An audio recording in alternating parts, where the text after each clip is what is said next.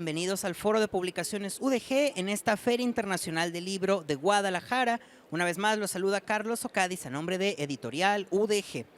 El día de hoy vamos a presentar de vidas precarizadas, relatos de las vidas precarizadas de quienes construyen el refugio Casa del Migrante. Se trata de un escenario popular situado en la colonia Cerro del Cuatro, al sur de la metrópolis de Guadalajara, donde la parroquia y sus vecinos acogen a los expulsados de Centroamérica, México y otros lugares del sur global que buscan alcanzar Estados Unidos. Tenemos el día de hoy a 4 invitados. En primer lugar, tenemos a la doctora Manuela Camus. Ella es doctora en Ciencias Sociales y profesora investigadora en la Universidad de Guadalajara hasta hace poco. Un aplauso, por favor.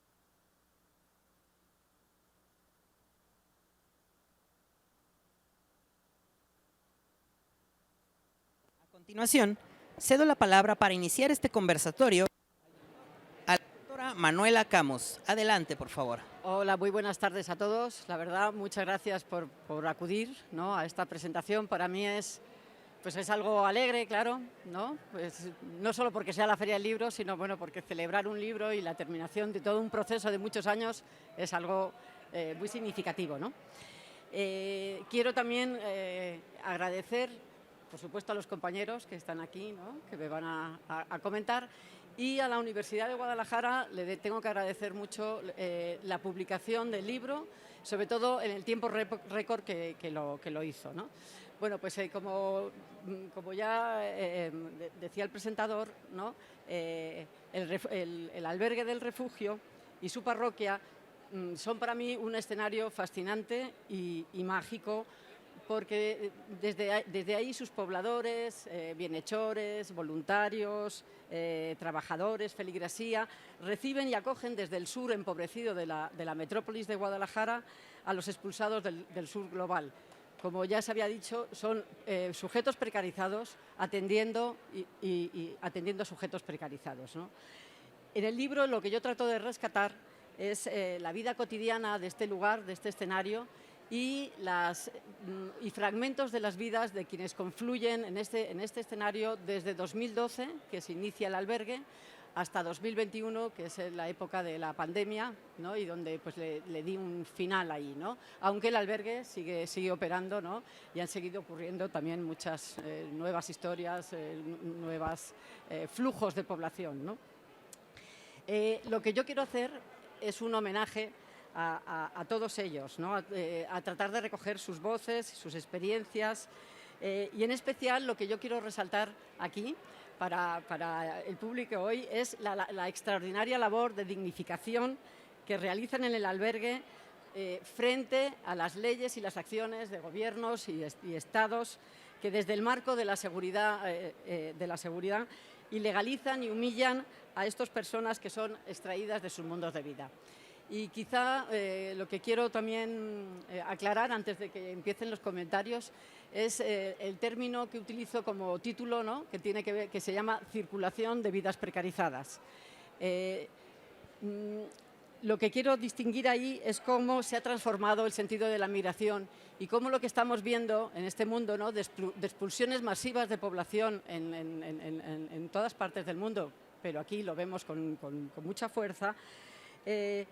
Pues un proyecto de migración implica un proyecto, una esperanza de vida, una esperanza de lograr unas opciones mejores, ¿no?, para el futuro.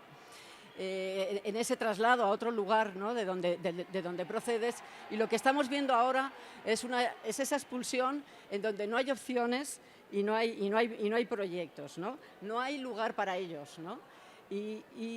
Lo que estamos viendo es cómo circulan. En el caso de México es un país frontera enorme, es una frontera que cruza desde el sur hasta el norte, todo ello es una frontera, es un país tapón que impide el paso de estos sujetos, que además están irregularizados y clandestinos, ¿no? Pero lo que quiero decir es cómo circulan de un lado al otro, porque no logran pasar a Estados Unidos, o si pasan son deportados, son encarcelados allí. Y aquí en México se la pasan pues, atrapados en esta circularidad, yendo y viniendo de campos de trabajo a ciudades, buscando asentarse y no pudiendo lograrlo, ¿no? Eso es un poco, pues digamos, la intención del libro y el porqué de hablar de circulación de vidas precarizadas y no de migrantes ni de migración. Entonces, bueno, le paso la palabra primero a los compañeros que tengo aquí. Son dos compañeros muy importantes como colegas en el mundo de la academia. Y, por otro lado, Heriberto es también compañero en el albergue del refugio, somos parte del equipo de investigación y hemos acompañado sus procesos, y la hermana Margarita pues, es una operadora fundamental, no exquisita en el trato a las personas, en la dignificación de estos sujetos. Entonces, te paso la palabra. Muchas gracias, Manuela. Muchas gracias por invitarme a presentar tu libro. La verdad me siento muy honrada. Conozco a Manuela hace mucho tiempo y conozco de su trabajo, y leer su libro para mí fue realmente una gran satisfacción. Bueno, efectivamente, el libro Circulación de Vidas Precarizadas, el refugio Casa del Migrante Tlaquepaque, Jalisco, por Manuela Camus y editado por la Universidad de Guadalajara.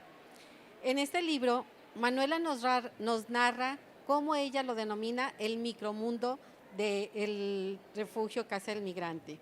Es ahí donde observa, identifica y escribe la historia de una gran cantidad de personas con las que Manuela interactúa y forma parte de la vida, no solo del albergue, sino también recupera sus vidas cotidianas, sus problemáticas, como expresión de sus vidas precarizadas, pero solidarias, reflejando sus desavenencias, pero siempre unidas para ayudar a personas que no son sus vecinos, tampoco sus paisanos, no son mexicanos, son los y las migrantes, que tal vez se queden horas, días, se vayan o regresen y generalmente no vuelvan a saber de ellas. Aunque Manuela, con su empatía, sensibilidad y gran inquietud personal y académica, siempre consigue seguirle los pasos, como en el caso de Roxana y Omar, o el caso de las hermanas Sánchez, por solo mencionar algunas, y le permite seguir reconstruyendo sus historias de hombres, mujeres, familias que lograron llegar a Estados Unidos o se vieron forzados a regresar a su tierra o estar en este ir y venir que ha sido la vida para algunos migrantes, o como dice Manuela, atrapados en la movilidad. Manuela tiene el don, la virtud de poder combinar la narrativa de las historias contadas para exponer desde la médula los sentires, saberes y conflictos que viven los protagonistas de esta obra, pero también desde la construcción del conocimiento sobre la movilidad humana.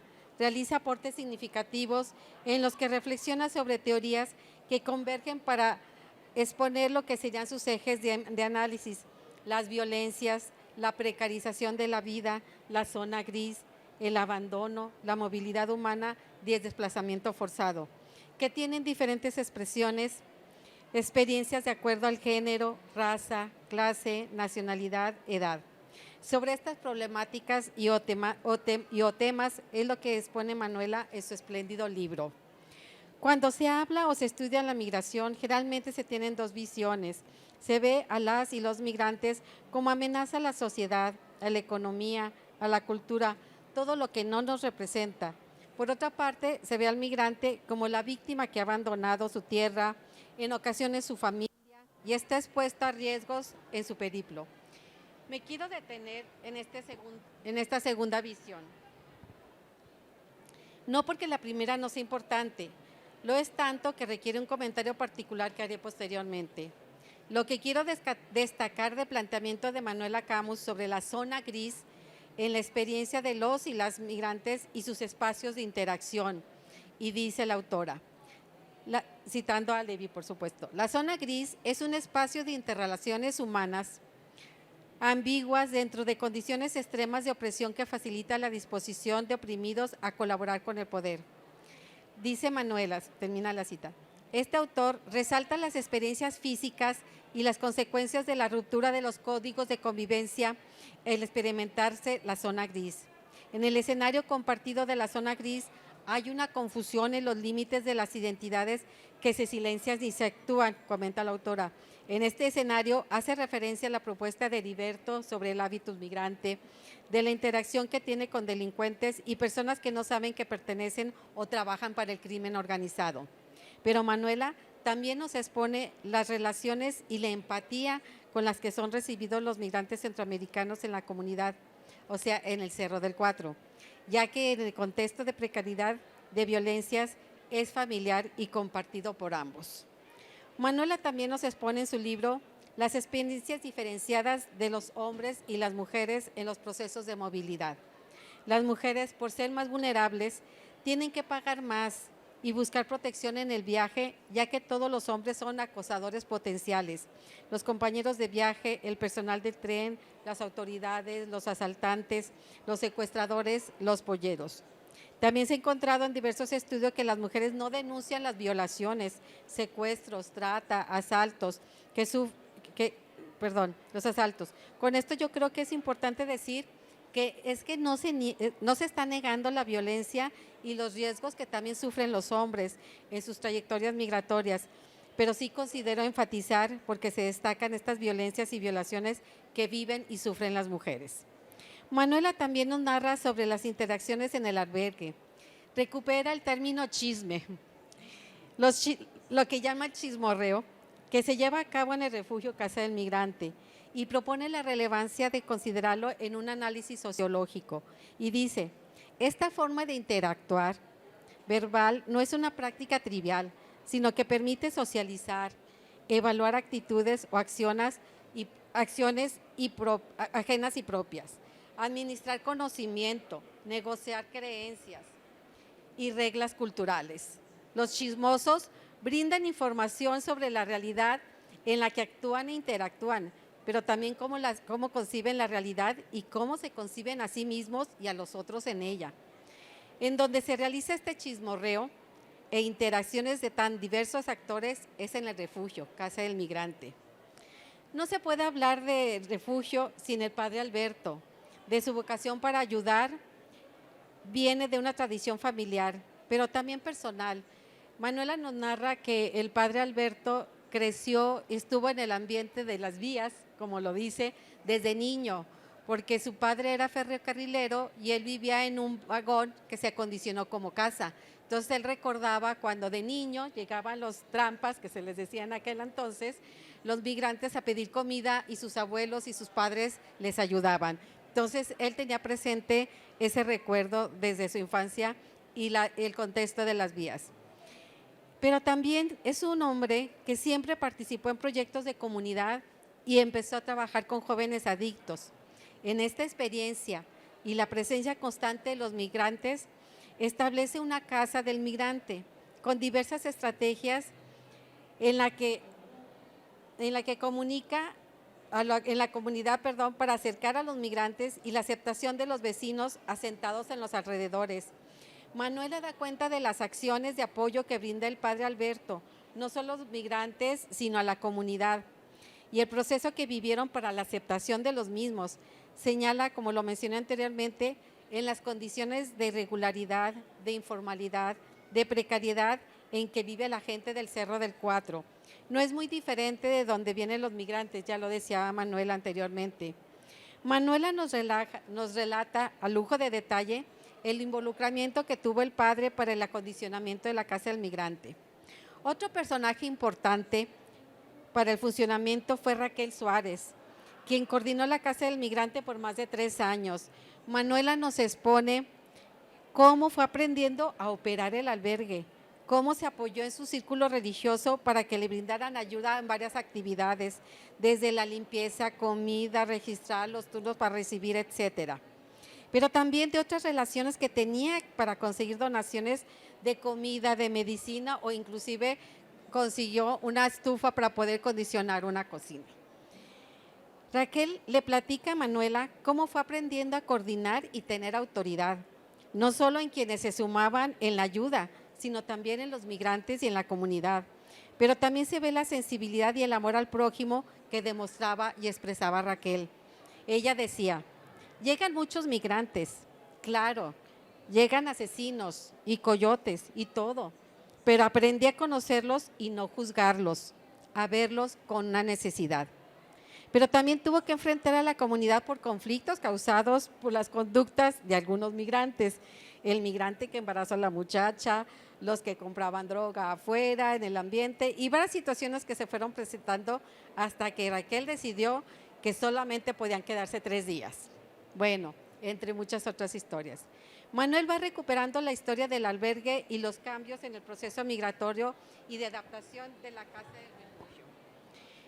No solo con las personas que participan, sino también en el tipo de apoyo que les brinda y quienes llegaban, como ha sucedido con la mayoría de los albergues que inician con ayuda humanitaria, concentrada en brindar comida, aseo.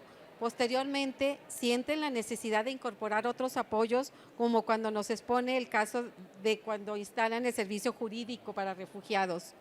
Manuela da cuenta de la solidaridad, pero también, como todas las relaciones, expone los conflictos, las fricciones que existen entre la gente que está involucrada en las actividades de la casa, las nuevas dinámicas, tensiones con la llegada de familia y las caravanas que iniciaron en 2018, pero también entre los mismos migrantes. Manuel explica los efectos que ha tenido las políticas migratorias de Estados Unidos en las transformaciones de las trayectorias migratorias, de tal manera que unos migrantes que consideraban y llegaban a los albergues como un lugar de paso, tienen que prolongar su estancia debido a las dificultades en cruzar al vecino país, convirtiéndose en un territorio de espera, dice Manuela. No solo llegan hombres o mujeres con niños, también se genera la expectativa de conseguir una visa humanitaria o solicitar refugio para poder estar en una condición más regular en el país, mientras se presenta la oportunidad de continuar el viaje y poder cruzar a Estados Unidos. En el libro, Manuela nos da cuenta que las personas, los migrantes que tuvieron la oportunidad de quedarse a México, de alguna posibilidad de conseguir su regularización, ven México como un territorio temporal, no lo ven como un destino para ellos. Para Manuela, algunos se convierten en lo que llama población satelital.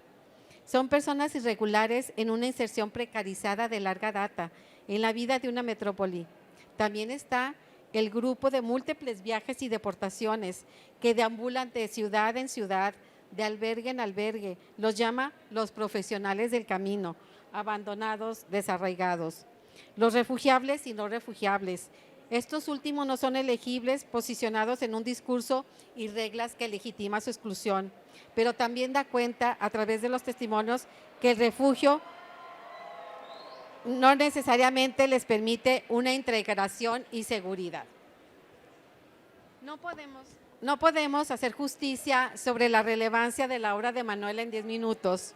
Por eso les invito a leer y conocer de primera mano cómo se entretejen las historias de quienes participan y participaron, los que se fueron, los que se quedaron, el contexto de origen de los centroamericanos, lo que llama Manuela la insostenibilidad de la vida, las caravanas y los efectos de la política migratoria de México y Estados Unidos y, por supuesto, la pandemia.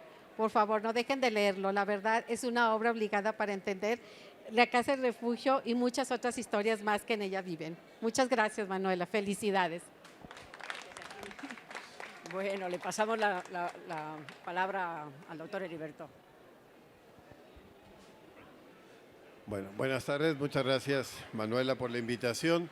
Pues digamos que yo estuve en la gestación, ¿no?, del libro, en el asunto particular, aunque ya cuando uno ve el libro no se parece a lo que voy a narrar ahora, porque Manuela decía que se puso a escribir cuando alguna vez Joel dijo que lo que pasaba en el albergue era como una telenovela o como una novela, ¿verdad? Y entonces dice, pues hay que escribir. Pero lo que escribió Manuela, que eso es lo primero que yo resaltaría, es que logra hacer un tejido muy especial entre la vivencia cotidiana del albergue y la teoría, que ese es un trabajo especial, muy particular. No todo el mundo tiene esa habilidad para hacerlo. A veces se separa la narrativa de la teoría, pero Manuela la teje. Entonces, al momento que va escribiendo cualquier historia, nos va señalando los autores que están dándonos como herramientas de interpretación, ¿no?, de eso que ella está exponiendo. Y a partir de ello, pues todas las categorías que ya ahora nos mencionó la doctora Ofelia Guo. Categorías importantes como zona gris, ¿no?, que ya nos mencionaba ahora. Otra que en realidad reflexionamos mucho, que fue lo de los destinos evidenciales, ¿verdad? Cuando veíamos, a veces dicen, las personas migrantes tienen un proyecto, ¿verdad? ¿Saben a dónde ir? Pues no, lo que nosotros nos encontramos es que era lo que cayera, lo que viniera sucediendo, pues iba marcando un poco la ruta, es el evento, ¿no? Y bueno, había que explicar eso. Yo la vez anterior que había hablado del libro decía que un capítulo previo que escribimos era, empezamos diciendo procesos de asentamiento de personas migrantes en el refugio. Y luego dijimos, no, pues nada de procesos, intentos de asentamiento en el refugio. Y acabó en circulación de vidas precarizadas. O sea, fuimos, la realidad misma fue haciéndonos cambiar, ¿no?, el concepto y construir un concepto nuevo, ¿no?, que ahora lo recupera muy bien. Lo de los no refugiables es otra categoría muy importante porque nos fuimos dando cuenta, y ahí da cuenta Manuela con los relatos, cómo estas agencias internacionales, que por un lado parece que hacen una labor humanitaria importante, acabaron a veces cambiando la vocación de los albergues en función de obtener recursos. O sea, ellos impusieron su agenda. Entonces ellos te dan recursos en la medida que tienes personas que solicitan la condición de refugiado, pero si no tienes personas solicitantes de la condición de refugiado, no hay recursos. Entonces, ¿qué es lo que sucede? Pues esos no refugiables. Y los no refugiables son no financiables. ¿Qué es lo que da cuenta aquí Manuela? Muy bien, ¿no?, en el texto, y cómo eso afecta la vida de las personas, porque no solo es que no sean financiables, sino que quedan justo en esta zona gris, en esta zona de incertidumbre, y este atrapamiento finalmente se construye ahí. El otro es el territorio de la espera, ¿no?, que particularmente en la pandemia, pues ese fue claro, o sea, no solo es atrapado en el atrapamiento, como le llamamos a algún capítulo, sino un territorio de esperas larguísimas. Con la misma pandemia, todas las personas solicitantes de la condición de refugiado, pues alargaron los procesos casi ad infinitum, y algunos incluso se perdieron los documentos, ¿no? En el albergue tuvimos al menos 2 casos particulares de 2 años de espera y que al final de cuentas se perdió, ¿no?, el trámite, por las razones que sean, ¿no? Y era como volver a empezar. ¿Y eso cómo afecta a las personas? ¿Cómo afecta la dinámica misma del albergue? Que eso es lo que rescata, ¿no?, Manuela muy bien. Y luego los satélites, ¿no? Cuando empezamos a pensar en las personas que estaban alrededor, justo alrededor del albergue, entonces esta idea del padre como el sol, de alguna manera, y todos los demás satelitando, ¿no?, alrededor del albergue, que aunque ya se iban, siempre era un referente importante, ¿no? Y aquí lo da cuenta en muchas de las historias. Está el que se va a casar y que le pide al padre Alberto que le ayude para la boda, pero luego cuando se pelea con la esposa, que le ayude a reconciliarse con la esposa. O cuando van a rentar un cuarto y que van y piden una cama, o que piden un buró, que piden lo que sea, o hasta las despensas, ¿verdad? Que ya se van y regresan por despensas al albergue, o la comida, ¿verdad? Entonces, están en torno ahí los mismos que han trabajado, que regresan como albañiles, ¿no? Ahí la historia del Sonora, ¿no?, que aparte lo habían acusado, era muy interesante, lo habían acusado de que andaba coqueteando con alguna mujer del cerro, y entonces le pregunta al que lo acusaba, le dice, oiga, ¿y cuál es su esposa? Pues dígame, pues para saber, ¿no? Y ya que la ve, dice, mire, no se me ofenda, pero ella no es de mi tipo. Entonces, por lo tanto, no era ella, ¿no? Entonces, esas historias que nosotros escuchamos ahí, Manuela las teje muy bien, ¿no?, en el albergue, en el texto, y le va dando para mí toda esta parte teórica, que de repente puede parecer un poco denso justo el relato, porque está tejiendo la teoría, ¿no? Sobre todo la primera parte, yo diría, quien quiere entender la migración de tránsito y lo que está pasando en México, toda la primera parte le va a dar todo ese contexto. La segunda parte se concentra entonces en la historia ya más propiamente del albergue, ¿no? Y le llama a los inicios como esta épica, ¿no? Heroica, que ya decían de la señora Raquel, pero también Manuela logra tejer cómo los personajes fueron pasando por el albergue y fueron dando sus propios aportes, ¿no? De Raquel a Saraí, Joel, las hermanas, nuestra propia presencia ahí, bueno, los hijos de Solalinde, ¿no? Que apoyaron mucho, y luego la presencia de las hermanas, y luego esta última parte, o sea, de la fase épica a este equilibrio estable de 2016 al 17, y luego el 17 que empieza todo el trabajo de atención jurídica para los solicitantes de la condición de refugiado, la casa de refugiado, que es todo este 18, en el 19, 18-19, la experiencia de las caravanas, que marcaron una dinámica muy importante y lo resalta también, por eso no se puede entender el albergue sin la comunidad. Es decir, las personas de la comunidad, y ahí lo teje también bien, ayudaron, ¿no? Y aún ahora nos enteramos de historias muy tristes de gente que fue tan solidaria en tiempo de las caravanas y que ahora pues han vivido también la otra dinámica del cerro, que es la violencia, ¿no? Entonces la señora Marvin, ¿no? Tan generosa en acoger a una mujer migrante y que fue asesinada recientemente en Gobernador Curiel, ¿no? Junto en esta dinámica también, ¿no? Que hay ahí del crimen organizado y todo este asunto. Y luego la pandemia, ¿no? Que ahí es un tratamiento muy particular, porque la dinámica de la pandemia fue una ruptura con toda la lógica de operación del albergue, ¿no? Entre cuidar a las personas que quedaron dentro, pero seguir dando atención puertas afuera, ¿no? Y todo lo que tuvo que reinventarse, ¿no? En la práctica. Pues yo creo que por eso el libro no solo es del refugio, que bueno, o sea, da cuenta de la historia del refugio, pero es de entender toda la movilidad humana en el contexto actual, ¿no? De México. Por eso invitaría también muchísimo a la lectura detallada, profunda, y también quien quiera saber qué autores tomar para estudiar sobre la migración, ahí van a encontrar también teorías, autores, ¿no? Con los que pueden apoyarse para poder comprender académicamente también todo lo que es la migración, ¿no? Y el trabajo de un albergue. Gracias, felicidades. Buenas tardes. Yo no soy propiamente académica de migración. Yo voy a hablar más bien desde el área operativa del albergue. Nuestra comunidad de misioneras de la Eucaristía llegó a trabajar ya de tiempo completo a partir de 2019, poco antes del estallido COVID, ¿verdad? Cuando yo llegué al albergue conocía poco de migración, había estado en otras áreas de apostolado, había visto de lejos algunas experiencias migratorias, pero cuando nosotras llegamos ya a vivir al Cerro del Cuatro, nos toca conocer en las reuniones semanales a Manuela y Heriberto.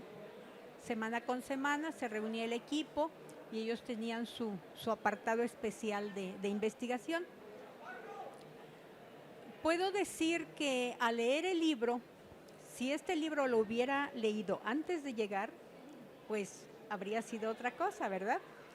Porque yo llego sin experiencia, empiezo a vivir pues escenas especiales. Recuerdo que lo primero que viví al llegar, en la primera semana, estaba un migrante, el señor Douglas, recuerdo bien.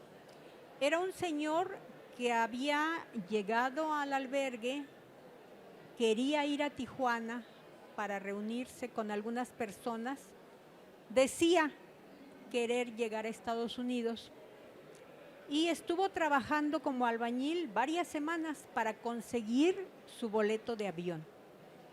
Entonces llega el momento de su partida y pues nosotras contentas porque veíamos el esfuerzo que había realizado, que ya había logrado su boleto de avión, fue a pedir la bendición ahí porque ya se iba. Llega el día, se le entrega su boleto y a los 2 días lo vemos ahí. Eso nos causó extrañeza de momento y le preguntamos qué pasó. Resulta que había empezado a noviar con una mujer de por ahí cerca y decidió mejor quedarse y perder todo lo que tenía. Para mí especialmente eso fue muy frustrante. Decía, ¿cómo es posible que después de tanto tiempo, después de tanto esfuerzo, deja perder su boleto y con eso pues sueños, digamos, a realizar? Eso no fue lo peor. Pasó el tiempo, siguió ahí, terminó su relación con la mujer y quedó en situación de calle. O sea, para mí eso fue como inexplicable, como incomprensible, pero en la medida que uno va caminando por esos caminos, ve que no es un único caso, desgraciadamente. Son casos que se dan uno tras otro, con 1000 rostros, con 1000 caminos, pero como que son eventos frustrantes. Y creo que esto lo narra muy bien Manuela en muchos momentos. Y bueno, cuando yo leí el libro, decía, bueno, me da todos los antecedentes, luego voy entretejiendo mis experiencias con lo que ella va relatando, y un tiempo especial ciertamente fue el tiempo de la pandemia. Comentábamos con ella misma que el tiempo de la pandemia fue un tiempo en el que nos ayudó a ver de las personas que quedaron internas su mejor cara y su peor cara. Porque cuando llegan pues son amables, son solícitos, son agradecidos, pero eso puede ser un día, 2 días, 3 días, pero después de 2 años, ¿se imaginan ustedes lo que es esto? Decíamos, es que llegar al albergue es como entrar a una licuadora en la que pues todo se tritura. Vimos a muchas personas, cuando empezó la pandemia se dijo, los que se quieran quedar no van a poder salir, pero no va a poder entrar más gente. Al principio pues eran más de 50 los que estaban y pues decían, sí, nos quedamos. Decían 2 semanas, 3 semanas, no hay problema, ¿verdad? Pero a la hora que se iba alargando el tiempo, iban creciendo las tensiones. Tensiones entre ellos y tensiones hacia nosotros también. El día que teníamos la reunión de equipo, estaban a la espera ellos a ver en qué momento ya se iba a abrir el albergue. Y cuando la respuesta era, todavía no, pues claro que se enojaban, se alteraban, empezaban a acusarnos incluso de tenerlos como prisioneros, cuando en realidad pues no era eso, ¿verdad? Porque decíamos, el que quiera salir puede salir, pero ya no puede entrar. Entonces, otra cosa que veíamos también es que la gente quería estar adentro por los beneficios que implicaba tener el albergue, pero estar afuera por sentir la libertad de no estar en el albergue. Entonces se daban tensiones bastante fuertes, bastante difíciles, y podemos decir que de la gente tanto de adentro como de afuera, pues había una gama de situaciones. La gente que estaba afuera se enojaba porque no le permitíamos entrar. Le podíamos dar comida, les podíamos indicar dónde bañarse, dónde lavar su ropa, porque también al principio pues se necesitaba afuera un baño por lo menos. Al cabo del tiempo logró obtener el padre con recursos de donaciones, nunca del gobierno, algunos sanitarios, algunas regaderas, puso unos lavaderos afuera de la parroquia. Entonces ahí era donde podía actuar la gente de afuera. Podemos decir que hubo 2 albergues, el albergue de adentro y el albergue de afuera. Y otra cosa curiosa es que los de afuera querían entrar y los de adentro querían salir. Entonces ahí oímos desde las más sutiles acciones de gracias hasta las peores palabras recordándonos a nuestra progenitora, ¿verdad? Porque además éramos lo peor, éramos gente sin conciencia, sin misericordia, en fin. Entonces fue una época en la que vivimos los polos opuestos, hacia adentro y hacia afuera. Otra cosa en relación a la gente que va y viene, en los 4 años que tengo de conocer el albergue, hay una persona, minor, un muchacho que lo he visto regresar 4 veces. La primera vez llegó con un sobrino. Él es una persona hábil, sabe de albañilería, sabe de arreglar fontanería, se le facilita lo práctico.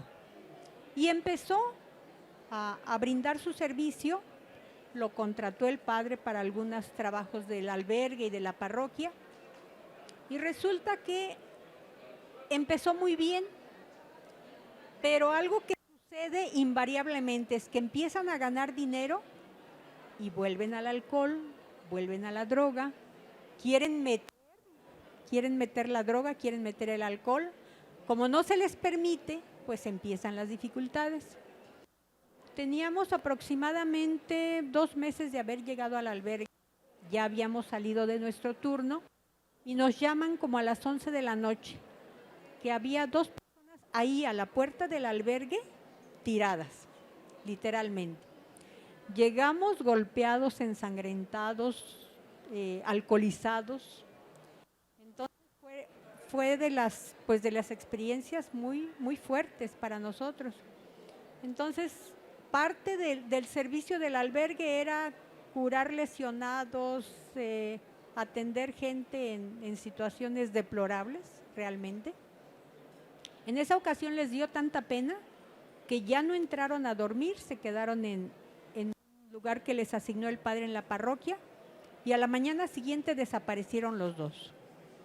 Pero al año, sorpresivamente, vuelve a llegar minor.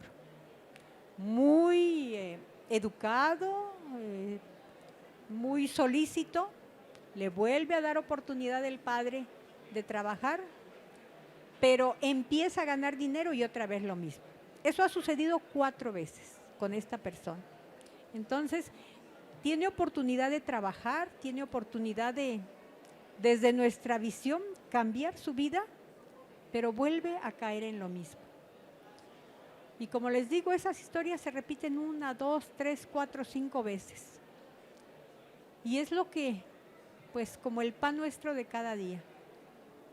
También eso que comentaba hace ratito Heriberto, personas en las que hay la mayor bondad, pero también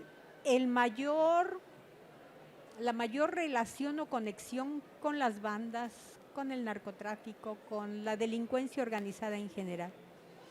Entonces, ve uno que son personas muy sensibles, personas muy serviciales, personas muy dispuestas, pero que también tienen el otro aspecto, personas metidas en la mafia. Y eso se da hacia adentro y hacia afuera. Entonces, se entreteje la vida de la colonia con la vida de los migrantes. Y en el libro, pues, se entreteje muy bien también toda esta vivencia que se va dando. Y estoy de acuerdo en lo que decía Heriberto también, de cómo va integrando la teoría con la vivencia del albergue. Para mí ha sido un libro muy ilustrativo, me ha ayudado mucho a entender el medio en el que estoy colaborando, y eso me ha dado mucha luz. Muchas gracias, Manuela.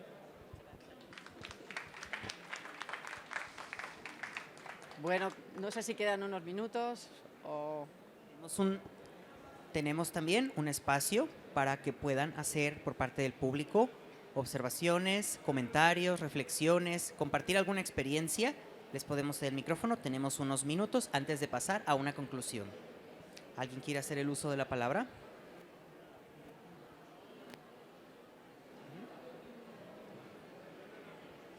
¿Por quién empezamos?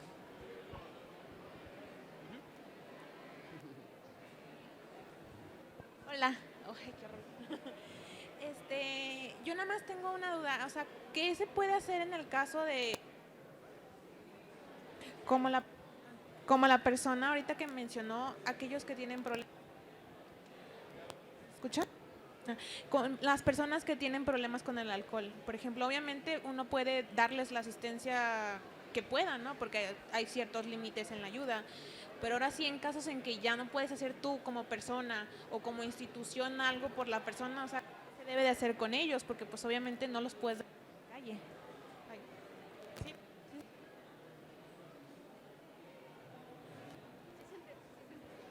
Bueno, pero sí se me escuchó, ¿no? O sea, para que no queden en la calle, porque pues...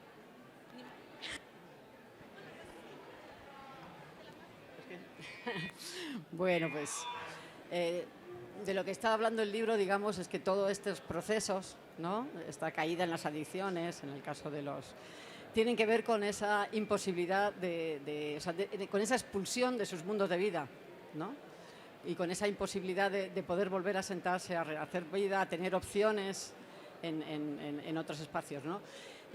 Claro, digamos, las vivencias y las experiencias que cargan, que son de mucha violencia acumulada, ¿no? Y además acumulada históricamente en un despojo muy largo, pues son cuestiones estructurales que no se cambian con una atención más individualizada, si quieres, o más, ¿no? Porque es algo generalizado. La conclusión mía en el libro, y por eso hablo de circulación de vidas precarizadas, es cómo el camino de esta obstaculización completa a que estas personas puedan rehacer su vida, el albergue se la rehace puntualmente cuando llegan ahí. Es una labor de dignificación importantísima, pero pues no es suficiente, obviamente, ¿no? Ahí no pueden volver a empezar, ¿no? O sea, digamos, yo lo que planteo es que precisamente todas estas circunstancias de expulsión llevan al desarraigo, a la ruptura de lazos con sus lugares de origen, con las personas, ¿no? Y a una caída, bueno, como estaba contando Margarita, ¿no? A una caída en el abandono por parte de las instituciones, de los gobiernos que los han condenado a esta situación y en el abandono también pues, de las redes sociales que las van quemando, las van perdiendo, ¿no? Entonces, yo tengo una mirada muy dramática, pero muy dramática porque lo que estamos viendo, y lo estamos viendo, digamos, desde el observatorio del albergue, no permite tener una visión más optimista, la verdad. Y es que son varias cosas. Por una parte, su país de alguna manera los expulsa. Por otra parte, no tienen alternativa de llegar a otro país, la mayoría. Hay algunos que llegan y aún así hay mucho que decir de eso, ¿verdad?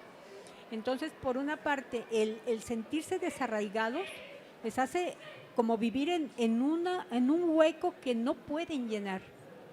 Entonces, ni la familia, ni el país, ni los vecinos, o sea, pierden todo prácticamente.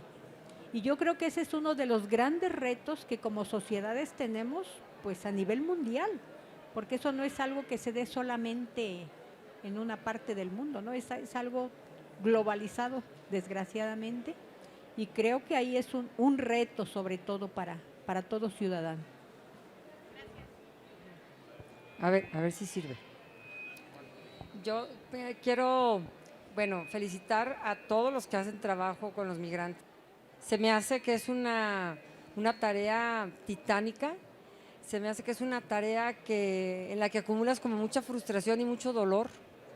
Y eso es lo que quiero saber, o sea, ¿cómo manejan ustedes esa frustración que acumulan? Porque ya me imagino que tú estás viendo que ya regresó o que no pudo pasar, todas las historias humanas y personales que les toca escuchar a ustedes. Entonces, ¿cómo lo manejas? ¿Cómo llegas a tu casa en la noche? Pues muy mal. No, la verdad que ahora, digamos, con el tiempo ya hay una conciencia mayor en este tipo de trabajos, ¿no? Que ves un sufrimiento social muy grande y, claro, te afecta emocionalmente a ti también, como no, ¿no? También nosotros nos envenenamos, ¿no? En este trabajo. Al principio no existía ningún tipo de terapia o sea, no te la planteabas, ¿no? O sea, no se planteaba, ibas aguantando como podías. Yo creo que ahora ya hay bastantes herramientas y institucionalmente también en los albergues, en los sitios, ahí también ya se busca esa ayuda profesional que te permita sostenerte para seguir trabajando en el cuidado de los demás, ¿no? O sea, pero vamos, sí es algo que con las hermanas lo hemos hablado mucho también, ¿no? Porque sí es algo muy desgastante, ¿no? Estas experiencias. Y bueno, aquí yo creo que hay dos aspectos, ¿no? Como el aspecto psicológico y el aspecto de la fe, que de alguna manera pues fortalece también, y con algunas personas hemos comentado, habría mucho que hacer, son retos muy grandes, pero de hacer nada, hacer algo, hacemos lo que podemos. Bueno, buenas tardes. Llegamos aquí por casualidad, la verdad, y me encantó lo que plantearon, lo que estaban diciendo, un tema que resulta muy interesante para México, ¿no? Me llamó mucho la atención el título del libro, Circulación de vidas privatizadas, y me da mucho a pensar de a veces si realmente ustedes tienen la visión de que esto es un círculo, que no se puede salir de él, y nos remite a la misma vida de uno, ¿no? Decir, bueno, siempre voy a hacer lo mismo y siempre vuelvo y una vez y otra vez, y parecer que no podemos salir, como si nuestra vida estuviera determinada para no salir de nuestro, no sé si destino, no sé si o nuestra misma sociedad, no sé si me doy a entender.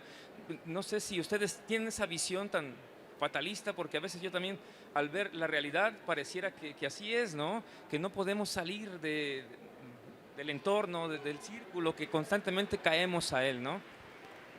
Gracias. Bueno, así ya para terminar, ¿no? Hombre, yo creo que te estás refiriendo igual a nivel más individual, ¿no? En tu caso, claro que puedes salir y claro que hay salidas y hay que esforzarse en eso, ¿no? En buscar ser feliz, ¿no? Y hacer lo que te sientas bien. Pero las situaciones estructurales, digamos, de expulsión de los mundos de vida de los sujetos en este mundo global, la verdad que sí es una situación como extrema, fatalista. Y sí, no sé, a mí sí me creo, pues, claro que todos esperamos una revolución muy fuerte que modifique, digamos, estas estructuras que están generando esto, ¿no? Pero bueno, pues está complicado, ¿no? Pero bueno, aquí lo divertido, y ya termino con eso, lo más impresionante de todo es que todos estos sujetos tienen que hacer frente a este tipo de fuerzas que los están orillando y los están llevando al abandono, y sin embargo mantienen esa fe y mantienen muchísima alegría, ¿eh? Y si habéis visto las fotos, creo que los habéis estado viendo con rostros alegres y sonriendo, ¿no? O sea que claro que hay esperanza, ¿no? Bueno. Muchísimas gracias por la presentación de esta obra. Es un trabajo muy importante y muy relevante. Agradecemos al público que nos estuvo acompañando el día de hoy. A nombre de Editorial Universidad de Guadalajara, finalmente, queremos invitarlos para que también nos visiten en nuestro stand de publicaciones sobre este mismo pasillo en el H12, lo que resta de esta Feria Internacional, para que puedan adquirir este libro y todas las novedades que también tenemos para ustedes en esta feria. Muchísimas gracias. A nombre de Editorial UDG se despide Carlos Ocadiz y muchas gracias. Hasta luego.